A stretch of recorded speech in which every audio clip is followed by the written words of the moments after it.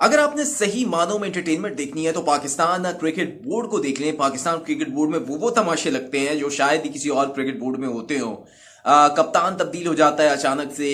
Coaches को अचानक से फारिग कर दिया जाता है। अचानक से कोचेस आ जाते हैं। वो कोच बन जाता है जिसका ना तो क्वालिफिकेशन होती है, ना क्राइटेरिया होता है और ना ही कोई एक्सपीरियंस होता है, उसको कोच बना दिया जाता है। चेयरमैन जो है पाकिस्तान क्रिकेट बोर्ड में इस तरीके से तब्दील होता है जैसे कि पता नहीं चलता कि कौन सा चेयरमैन जो है वो पाकिस्तान क्रिकेट बोर्ड में आके बैठ जाए और अगले दिन का चेयरमैन जो है वो तब्दील हो जाता है। इन 16 माह में या 2 साल के अंदर अंदर तकरीबन 4 से 5 चेयरमैन जो है वो तब्दील हो चुके हैं पाकिस्तान क्रिकेट बोर्ड के।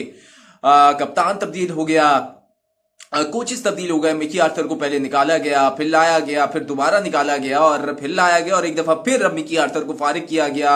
मोहम्मद हफीज पाकिस्तान के टीम डायरेक्टर बने और उनका जो इब्तिदाई कॉन्ट्रैक्ट था या इनिशियल कॉन्ट्रैक्ट था, उनको 4 साल का कॉन्ट्रैक्ट ऑफर किया गया था। लेकिन ये 4 साल तो दूर की बात, फिर 3 साल तो दूर की बात, 2 साल दूर की बात, 1 साल दूर की बात या 6 महीने की बात कर लें, वो भी दूर की बात।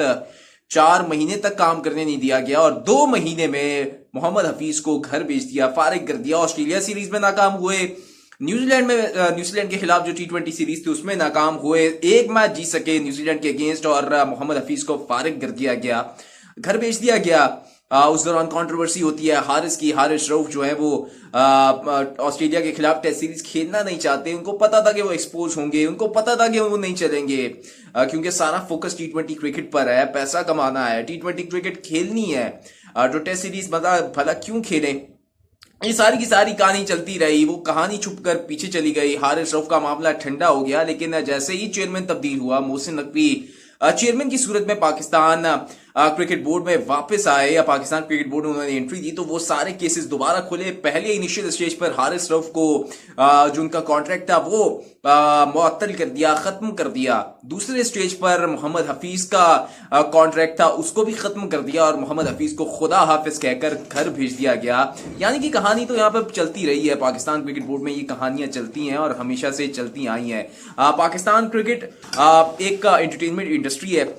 यहाँ पर कुछ भी फैसले हो जाते हैं, किसी को पता नहीं चलता कि क्या होने जा रहा है, क्या चलता है पाकिस्तान क्रिकेट बोर्ड में। हफीज रिसेंटली उन्होंने ट्वीट किया पाकिस्तान क्रिकेट के ऊपर, खास तौर पे जो ऑस्ट्रेलिया और न्यूजीलैंड सीरीज में पाकिस्तान को शिकस्त हुई थी उसके ऊपर, कि वो जल्द एक चीजें जो है या हकायक के जो भी जिम्मेदार हैं उसके खिलाफ वो सारी चीजें बाहर लेकर आएंगे, मीडिया के सामने रखेंगे। कौन ऐसा था कि जिसने पाकिस्तान को इस नाकामी का जिम्मेदार बनाया, वो सारी की सारी चीजें जो है जल्द सामने लेकर आएंगे। लेकिन उससे पहले आजकल PSL चल रहा है, PSL में ही उन्होंने हारिस रऊफ के बारे में बात की और हारिस रऊफ के ऊपर जब बात की कि हारिस रऊफ का मामला था क्या, आखिर उन्होंने टेस्ट क्रिकेट खेलने से क्यों मना किया, तो खुलकर बात की और कहा कि हारिस रऊफ को पहले तो टेस्ट क्रिकेट खेलनी चाहिए और टेस्ट क्रिकेट खेलने से पहले उनको डोमेस्टिक क्रिकेट खेलनी चाहिए।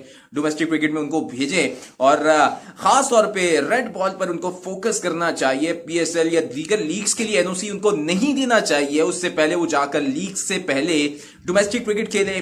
जो कहते हैं जी उनकी फिटनेस उस लिहाज की नहीं है, उनकी फॉर्म उस लिहाज की नहीं है, या उनका जो एक स्ट्रक्चर है, बॉडी स्ट्रक्चर उस लिहाज का नहीं है कि वो एक टेस्ट क्रिकेट को खेल सके। तो ये सारी की सारी चीजें गलत साबित करनी होंगी हारिस रऊफ को। उनको डोमेस्टिक क्रिकेट भेजना चाहिए, सख्ती करनी चाहिए ना सिर्फ हारिस रऊफ पर, बाकी तमाम क्रिकेटर्स पर कि जिनको लीग्स खेलनी है तो उनको सबसे पहले डोमेस्टिक क्रिकेट को इज्जत देना होगी, डोमेस्टिक क्रिकेट खेलना होगी।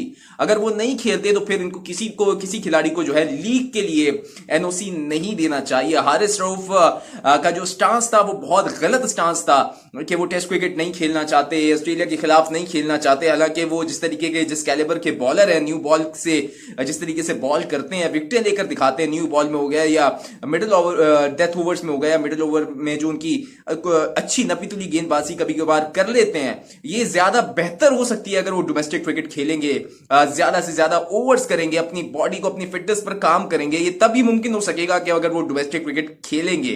वो नहीं खेलेंगे, लीग्स खेलेंगे, बिग बैश लीग्स खेलेंगे, लाहौर कलिंदर्स के साथ होंगे, उनका फोकस सिर्फ 4 ओवर्स पर होगा तो वो 4 ओवर्स भी उनसे ठीक नहीं हो पाएंगे।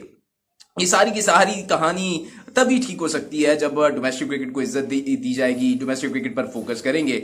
अब देखते हैं कि क्या है, हारिस रऊफ का खिलाफ जो एक्शन होना था वो हो गया। हारिस रऊफ का स्टांस क्या है, उसके ऊपर उनका रद्द अमल क्या है, वो सामने नहीं आया, लेकिन एक चीज जरूर सामने आई है, वो ये कि हारिस रऊफ की परफॉर्मेंस बहुत ज्यादा खराब हो रही है।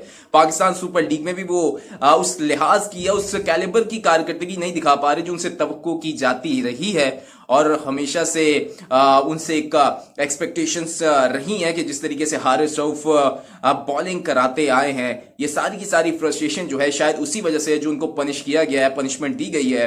और मोहम्मद हफीज ने एक चीज तो कह दी है कि हारिस रऊफ के खिलाफ जो कुछ हुआ वो सही हुआ, बल्कि इससे कुछ ज्यादा ही होना चाहिए, बल्कि पाकिस्तान सुपर लीग में भी उनको नहीं खिलाना चाहिए था, बल्कि उनको घर भेजना चाहिए था। ये सीजन जो है एक पनिशमेंट के तौर पर उनको घर भेजना चाहिए था और कहना चाहिए था कि पहले डोमेस्टिक क्रिकेट खेले और उसके बाद जो है लीग क्रिकेट के ऊपर फोकस किया जाए।